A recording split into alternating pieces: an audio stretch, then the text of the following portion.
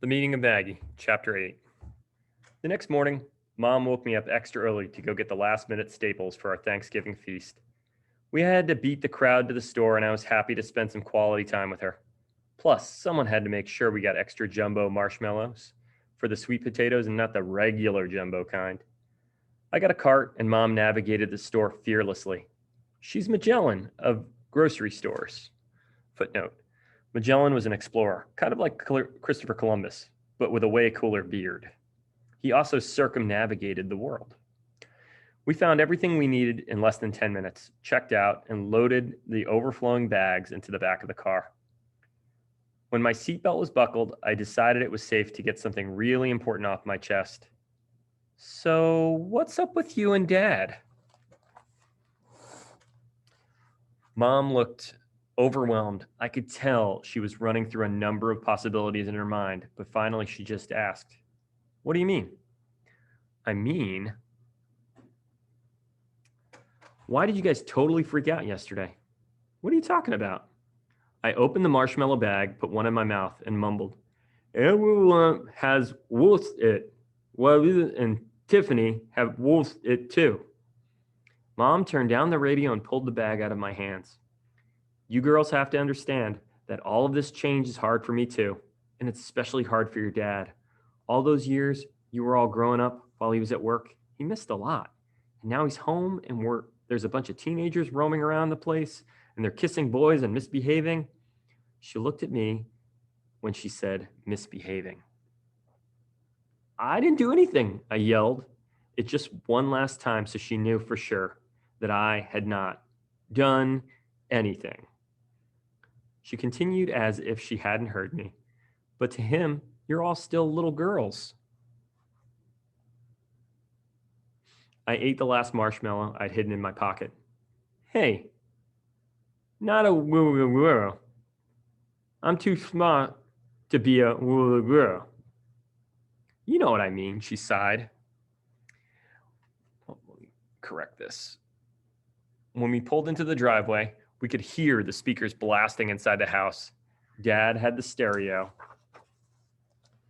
cranked up, playing Bruce Springsteen's Live while Layla and Tiffany cleaned.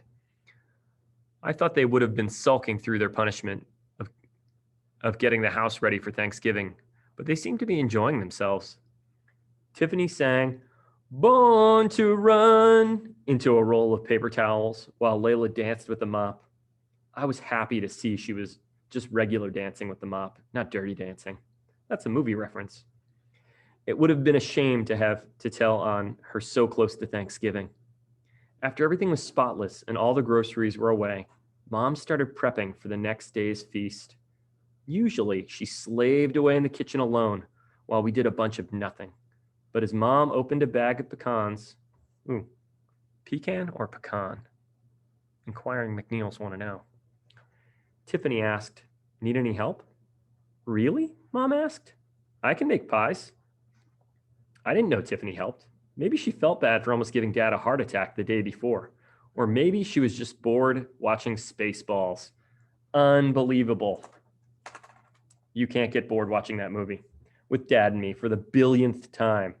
Although I didn't know how that is possible. It is so hilarious. But either way, she helped Mom make a pumpkin pecan and chocolate pies, and even let me lick the spatulas. It was almost like we really liked each other. Almost. The next day, we feasted. Halfway through the first course, Dad had an idea. "How about we each say something we're thankful for?" Really, Dad? Layla and Tiffany and I rolled our eyes, but Dad insisted. "I'm serious, Layla. You go first." Layla cleared her throat. "I'm thankful for my car because it's bad." Ooh, you're not going to catch me YouTube saying that. Tiffany was next.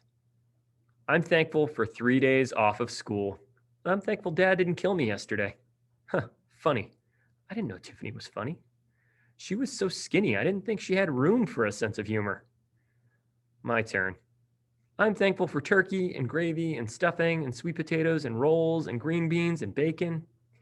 And I'm glad the Native Americans showed the Pilgrims how to make pie. Then, Mom, I'm thankful for my 3 beautiful daughters and my handsome husband who are all, I'm sorry, who are going to do the dishes. Such a mom joke, but she's right. They probably are.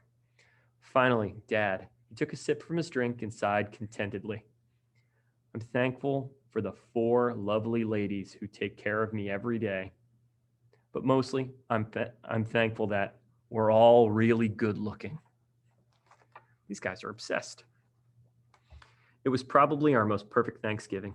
No one fought, no one cried, no one threw up from eating too much pie. I swear that it only happened once, and I was an amateur back then. I could totally handle my pie now.